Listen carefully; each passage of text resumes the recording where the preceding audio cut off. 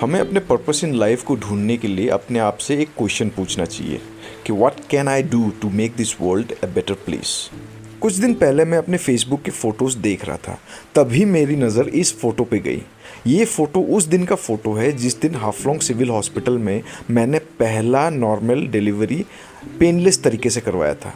जी हाँ, आपने ठीक सुना, एक गर्भवती महिला का नॉर्मल डिलीवरी बिना किसी दर्द का, बिना किसी पीड़ा का।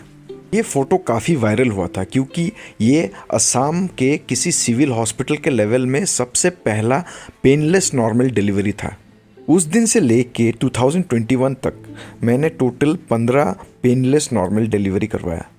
लेकिन मेरे एडिक्शन की वजह से, मेरे अल्कोहल अब्यूज़ की वजह से मेरे अपने काम के ऊपर इंटरेस्ट चला गया था।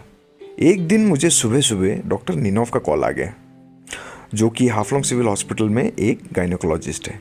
उन्होंने मुझसे पूछा कि क्या मैं एक नॉर्मल डिलीवरी पेनलेस तरीके से कर पाऊँगा या नहीं। ये सुनते ही मेरे दिमाग में फिर से वही क्वेश्चन आया कि what can I do to make this world a better place. बिना कोई संकोच के मैंने डॉक्टर निनोव को हाँ कह दिया और उसके बाद मैं निकल पड़ा अपने घर से एक मिशन के लिए, एक गर्भवती महिला को पेनलेस तरीके से नॉर्मल डिलीवरी करवाने का मिशन। हॉस्पिटल पहुंचते ही मुझे पता चला कि वो गर्भवती महिला लेबर रूम में है। लेबर रूम पहुंचते ही मैंने देखा कि वो गर्भवती महिला दर्द में चिल्ला रही थी। अब लेबर रूम में मैं और मेरे स्टाफ पेनलेस नॉर्मल डिलीवरी की तैयारी करने लगे।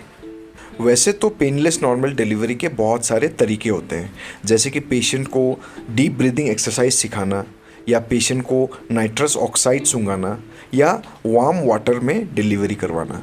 लेकिन जो गोल्ड स्टैंडर्ड टेक्निक होता है, मतलब जिससे पेशेंट को सबसे ज़्यादा सेटिस्फेक्शन होता है, वो है एपिड्यूरल एनाल्जेसिया या labour epidural analgesia. Epidural analgesia में हम एपिड्यूरल स्पेस को सुन करते हैं।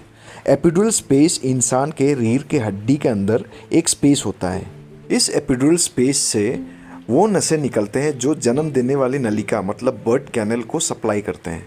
इस एपिड्यूरल स्पेस को सुन करने की वजह से जन्म देने वाली नलिका या बर्थ कैनल का नर्व सप्लाई भी सुन हो जाता है, जिसके वजह से गर्भवती महिला को कम दर्द होता है या तो बिल्कुल दर्द नहीं होता है।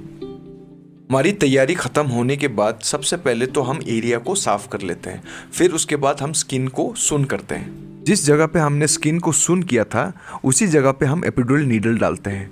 फिर एक स्पेशल सीरिंज की मदद से हम एपिड्यूरल स्पेस को आइडेंटिफाई करते हैं। उस एपिड्यूरल नीडल के अंदर एक छेद होता है जिसके द्वारा हम एपिड्यूरल कैथेटर डालते हैं, जो देखने में एक वायर जैसा होता है। इस एपिड्यूरल कैथेटर का एक एंड एपिड्यूरल स्पेस में होता है और दूसरा एंड जो है वो एक इन्फ्यूशन पंप के साथ कनेक्ट कर देते हैं, जहाँ से सुन करने की दवाई जो है वो एक फिक्स रेट में चलता रहता है। दवाई के जाने का जो रेट है वो पेशेंट के डिमांड के हिसाब से हम ऊपर नीचे कर सकते हैं। अगर दर्द कम नहीं होता है तो रेट हम बढ़ा देते हैं, और अगर दर्द कम हो जाता है तो हम रेट कम कर देते हैं। दवाई का इन्फ्यूशन स्टार्ट करने के बाद अब पेशेंट को दर्द कम होने लगा। सब कुछ अंडर कंट्रोल हो गया था। अब सिर्फ वेट था तो बच्चे के डिलीवरी का। हमने सुबह के 10:30 बजे से अपना काम स्टार्ट किया और 1 घंटे रुकने के बाद इवेंचुअली एक हेल्दी बच्चे का जन्म हुआ। 1.5 साल के बाद मैंने अपना पहला सक्सेसफुल पेनलेस नॉर्मल डिलीवरी किया। दोस्तों, डिलीवरी के टाइम जितना दर्द होता है ना, कहा जाता है कि वो दर्द इंसान के हड्डी के टूटने के दर्द से भी ज़्यादा होता है। तो आप समझ सकते हो कि डिलीवरी के टाइम अगर हम वो दर्द कम कर सके तो उस गर्भवती महिला को कितना अच्छा लगता होगा। आप सब लोग इस टेक्निक को हमारे डिस्ट्रिक्ट में पॉपुलर बना सकते हैं। कैसे? ज़्यादा से ज़्यादा लोगों को इस टेक्निक के बारे में बताइए, और हाँ, मेरे वीडियो को लाइक कीजिए, शेयर कीजिए और मेरे चैनल को सब्सक्राइब कीजिए। मिलते हैं आप सब लोगों से मेरे अगले वीडियो में किसी और इंटरेस्टिंग टॉपिक के साथ। तब तक के लिए सबको good bye and take care.